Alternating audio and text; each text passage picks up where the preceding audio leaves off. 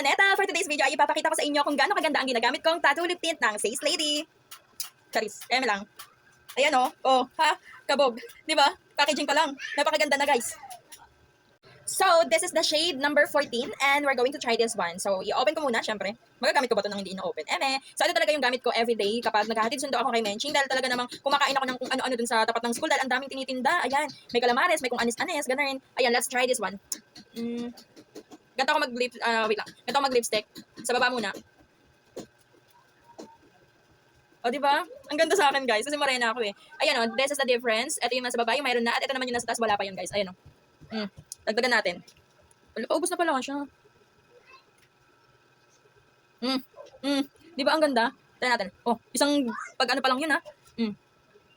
Ikalat natin.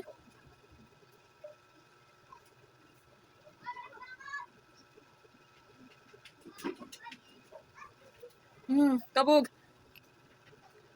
Matte din siya guys, kaya sobrang ganda niya talaga. Ayan o. Di ba? Ang ganda. Ang ganda ko. Charot. Di ba? Ang ganda niya guys. Kaya kung ako sa inyo, i-check out niyo na to dahil hindi masasayang ang pera niyo dito. Guys, kilala niyo ako. Hindi ako bibili ng hindi ko mapapakinabangan at alam kong masasayang lang ang pera ko. Ayun, ang ganda, promise. At ang maganda pa dito guys ay hindi ka basta-basta mahuhulas. Kaya hindi mo na kailangan pang mag-retouch.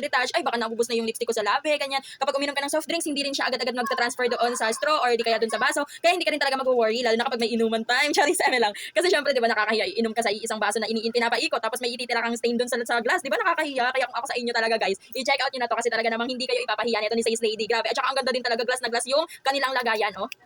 Di ba? Solid ang sakta. Charis, eme lang. Ayan, ang ganda niya talaga guys, oh. Di ba? Sino ba namang hindi magpapabudol dito, di ba? Ayan, oh. Ay, kabog. Ang ganda. Di ba? Kaya i-check out nyo na to.